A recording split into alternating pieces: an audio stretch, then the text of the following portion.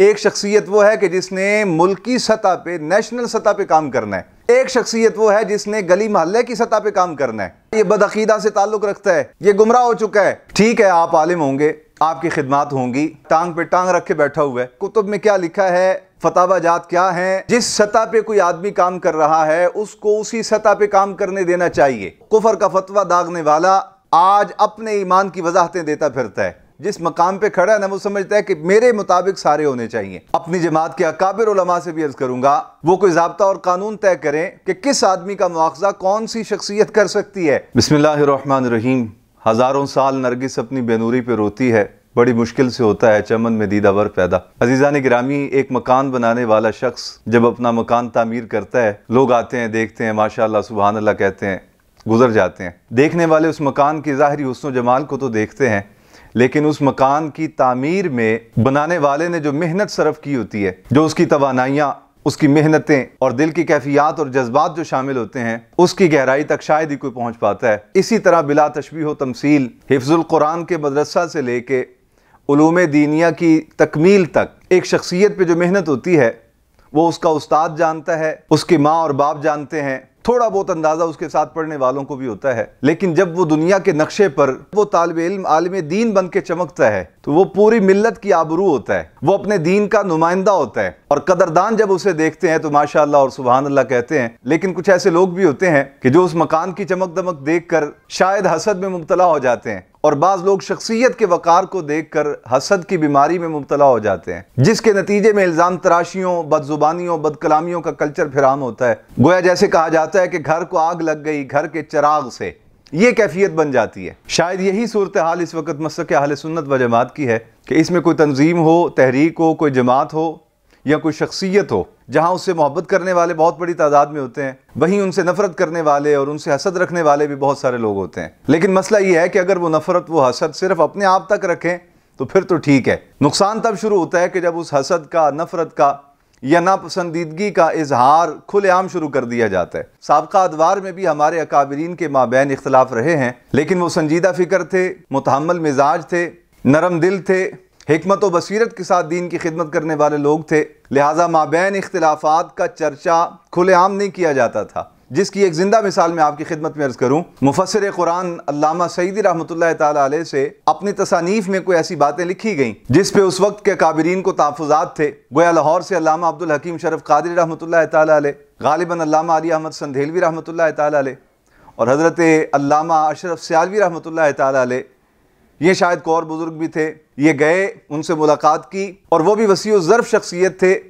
फरमाया ये कागज़ है, ये कलम है, आप लिख दें, जो कुछ आप लिख देंगे मैं उसे अपनी किताब में शामिल कर दूंगा आइंदा एडिशन में। तो इख्तिलाफ साबका अदवार में भी रहे हैं, लेकिन इस दौर का अजीब तमाशा ये है, ज़ातियात के सबब लोग इख्तिलाफ करते हैं और फिर सोने पे सुहागा ये कि वीडियो बना के चढ़ा दी जाती है। अभी हालिया दिनों हुज़ूर मुफ्ती आज़म पाकिस्तान हज़रत मुफ्ती मुनीबुर रहमान साहब दामत बरकातुहुमुल आलिया, अल्लाह उन्हें उम्र खिज़री अता फरमाए, से तंदरुस्ती आफ़ियत वाली ज़िंदगी अता फरमाए, बुज़ुर्ग आलिम दीन है, असलाफ़ की निशानी है, हिकमत व बसीरत के साथ गुफ्तगू करते हैं, मामला फ़हम आदमी है। उनके मुतालिक लाहौर के एक नौजवान ने कुछ घंटे के करीब एक वीडियो बना के चढ़ा दी, जिसमें उनसे तौबा और रुजू का भी मुतालबा किया गया और बहुत सारे उनके मुतालिक तहफ़्फ़ुज़ात का भी इज़हार किया गया। मुझे साथियों ने उस वीडियो के मेन जो पॉइंट्स थे वो लिख कर दिए कि आप फ़लाँ मकाम से थोड़ा सुन लें। आप यकीन फरमाए, मैंने उस वीडियो को सुनना शुरू किया, पहला जो मकाम था उसी को जब मैंने चलाया तो उसमें जो कलिमात थे वो मेरे दिल पे यूं तीर बन के लगे कि एक नौजवान आदमी, ठीक है आप आलिम होंगे,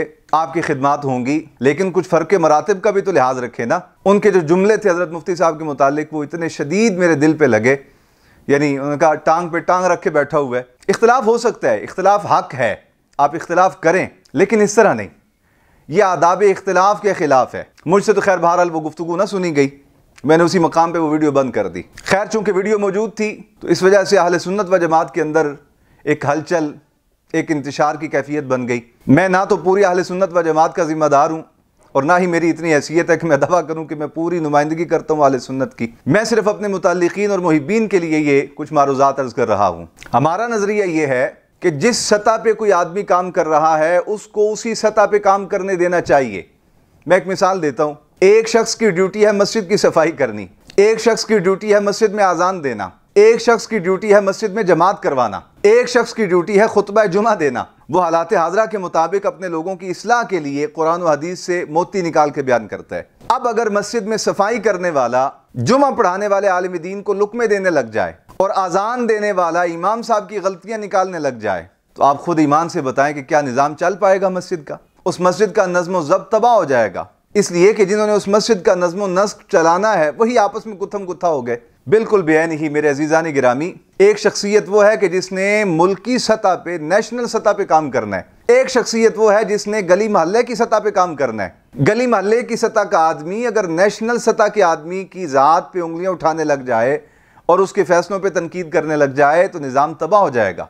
मैं कतन ये नहीं कहता कि कुतुब में क्या लिखा है, फतावा जात क्या है, मैं तो सिर्फ ये बात कर रहा हूं कि हर आदमी की अपनी जिम्मेदारियां होती हैं, कुछ फ़राइज़ होते हैं, कुछ मजबूरियां होती हैं। मेरे अजीज़ों में से जो बड़ी उम्र के हैं उनको याद होगा, एक ज़माना था कि जब कायद मिल्लत इस्लामिया इमाम शाह अहमद नूरानी सिद्दीकी रहमतुल्लाह ताला अलैह पे उस ज़माने के इसी तरह के कुछ नौजवान मुबल्लिगीन जो थे उन्होंने फतवे दागे, एतराज़ात किए, और फिर वो उस शिद्दत में, उस सख्त गिरी में इस कदर आगे बढ़े कि यहाँ भाटी चौक में खड़े होकर किसी ने कहा था कि ये काफिर है नूरानी, कुफर का फतवा दाग दिया और कहा ये बदअकीदा से ताल्लुक रखता है, ये गुमराह हो चुका है। जमाना बीतता गया, हमने फिर वो दौर देखा कि वो कुफर का फतवा दागने वाला आज अपने ईमान की वजाहतें देता फिरता है। शायद वो उस जमाने का शेर था, आज उसके जलसे में 10 आदमी भी नहीं जाते। अब प्रॉब्लम यह है कि जो जिस मकाम पे खड़ा है ना, वो समझता है कि मेरे मुताबिक सारे होने चाहिए। हालांकि ऐसे तो नहीं हो सकता, हर आदमी का अपना एक स्टेज है। अल्लाह इन नौजवानों की जवानियां सलामत रखे, इनके इल्म में मजीद तरक्की और उरूज अता फरमाए। हमें खुशी होती है ऐसे नौजवानों को देख के कि ये मसलक का काम कर रहे हैं, दीन का काम कर रहे हैं। लेकिन जब ये इस तरह अपने बुजुर्गों को ही कटहरे में खड़ा कर लेंगे और फिर लहजा इतना तौहीन आमेज होगा, तो जाहिर है कि इनकी शख्सियात खुद मुतासिर हो जाएंगी, मुतनाज़ हो जाएंगी। इस वजह से मैं अपने अहले मोहब्बत से अर्ज करना चाहता हूँ कि ये फितनों का दौर है। इस माहौल में आप अपनी तवानाइयाँ इन इख्तिलाफात में सर्व करने की बजाय खिदमत दीन के मुस्बत कामों में सर्व करें। और मैं इस मौका पे अपनी जमात के अकाबिर उलमा से भी अर्ज करूँगा, वो कोई ज़ाब्ता और कानून तय करें कि किस आदमी का मुआखज़ा कौन सी शख्सियत कर सकती है, किस सतह के आदमी को हक दिया जा सकता है कि वो किस सतह के आदमी को कटहरे में खड़ा कर दे और उसे रुसवा कर दे ज़माने के सामने। खुदारा आप मिल बैठें, कोई हिकमत अमली मुरतब करें, ऐसे कवानीन और ज़ाब्ता अखलाक तय करें। और अगर इख्तिलाफ भी करना है तो इख्तिलाफ का तरीक़ाकार क्या होगा? हम तो खादिम हैं, उलमा से मोहब्बत करने वाले हैं, मशाइख से मोहब्बत करने वाले हैं, अदबन अर्ज़ कर सकते हैं हाथ जोड़ के, खुदारा अकाबिर सर जोड़ें और ज़ाब्ता अखलाक तय करें ताकि मेरी मिल्लत मज़ीद इंतशार से बच सके। अल्लाह रब्बुल आलमीन हमें अपने दायरा कार के मुताबिक दीन मतीन की सही मानों में खिदमत की तौफीक नसीब फरमाए। अस्सलामु अलैकुम वरहमतुल्लाहि वबरकातुहू।